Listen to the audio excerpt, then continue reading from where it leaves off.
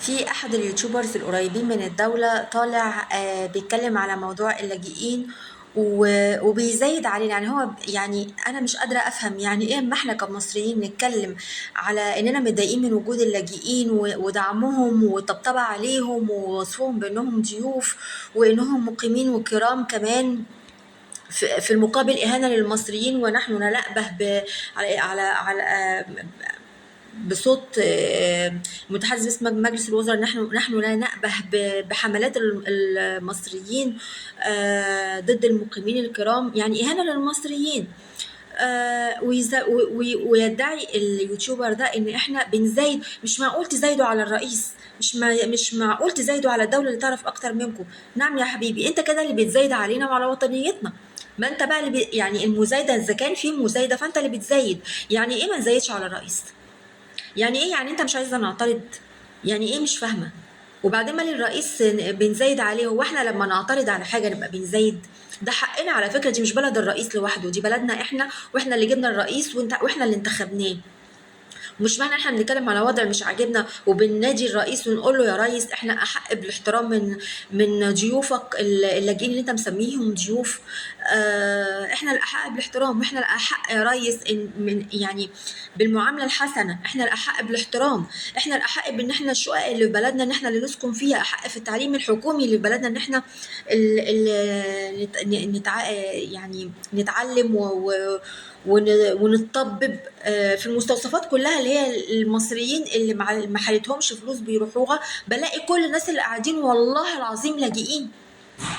ومش معنى يعني ان انا لما اقول ان اللاجئ قاعد ما بيحترميش ويقول انا قاعد بفلوسي ويعمل شكله في المترو وفي الشارع معانا، يبقى انا كده بزايد على الرئيس؟ ولا الرئيس اللي بيزايد علينا وعلى وطنيتنا؟ وانت كيوتيوبر انا مش هجيب اسمه، مش هقول اسم اليوتيوبر ده علشان ما يفتكرش نفسه ان احنا يعني، او انا مثلا واللي زي حالاتي عايزين نكبر الاكونتات بتاعتنا على حسابه او التشانلز بتاعتنا على اليوتيوب على حسابه ولا اي حاجه. ما احناش مستنيين يعني ان احنا نكبر قنواتنا ولا اي حاجه على حساب حضرتك. انت وغيرك من في صحفي تاني برضو بيقول نفس الكلام. فاحنا يعني حسبي الله ونعم الوكيل. فاي حد يطلع يكلم المصريين بطريقه وحشه وان هو يدعي ان احنا بنزايد على الدوله وعلى الرئيس وعلى الجيش. احنا احق بالخدمات بتاعت بقى، احنا احق بخير بلدنا. واللي تقول لي اصل حواليهم صحراء، نعم يا حبيبي، ما يتحطوا في مخيمات. اثيوبيا اخت بلادهم اللاجئين السودانيين، اثيوبيا اخت بلادهم، قعدتهم فين؟ رجعت تاخدهم؟ ها؟ في الاردن قعدتهم فين؟ هم السوريين قعدتهم فين؟ وفي لبنان مش في مخيمات؟ طب ما تقعدون في مخيمات. هو احنا ليه يا جماعه خايبين قوي كده؟ وليه المصريين ما تقطعش؟ انا من هنا بقول يا مصريين عليكم دور. وانتم بتشتكوا كده ومتضايقين من الوضع، اول حاجه تعملوها ما تروحوش محلاتهم يا جماعه. ما تستعملوش افرانهم ولا منتجاتهم، ولا تروحوا تاكلوا الشاورما بتاعتهم اللي فاكرينها انها بتبني اقتصاد. احنا كنا قبل الشاورما بتاعتهم كنا ايه؟ ان شاء الله الشاورما طول عمرها موجوده في مصر، يعني مش مستنيينهم ان هم يعلمونا شاورما. يعني اما الناس يقولوا علمناكم النظافه ونيجي نعترض ان هم بيشتمونا جوه بلدنا. اقول لكم على حاجه. انا في واحده اعرفها قبل الثوره المصريه في 2011 راحت سوريا، وهناك بقوا يشتموا جدودنا المصريين القدماء واخناتون وتوت عنخ امون قدامها، وبيتريقوا على حضارتنا قدامها، ومش قادره تفتح بقها يعني لان عندهم استبداد فظيع. حد بقى قال لا دي ضيفتنا؟ حد قال عيب؟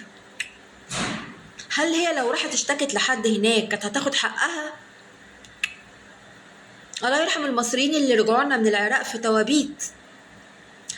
الله يرحم المصريين اللي بيتضربوا في الكويت وفي السعوديه. الله، هو في ايه؟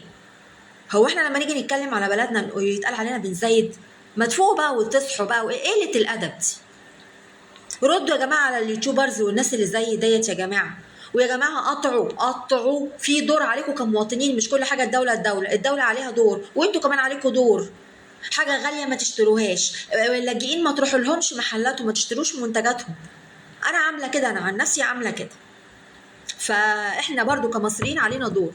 انا عامله هاشتاج من زمان، حد فيكم بيفعل الهاشتاج ده خالص؟ انا اللي كل تعليق وفي كل فيديو وفي كل تعليق في اي حاجه حتى لو على الكوره بحط الهاشتاجات دي. حد فيكم بيحط الهاشتاجات دي؟ فما جيش حد برضو يجي على عندنا برضو ويقعد برضو يقول لي انت ما بتتكلميش، انت ما بتقوليش، انت تعالي نعمل هاشتاج. ما انا عامله الهاشتاجات، ما حدش بيفعلها ليه؟ وملتزمه ان انا احط الهاشتاجات دي، ما حدش بيفعلها ليه؟ حاجه غريبه. شكرا.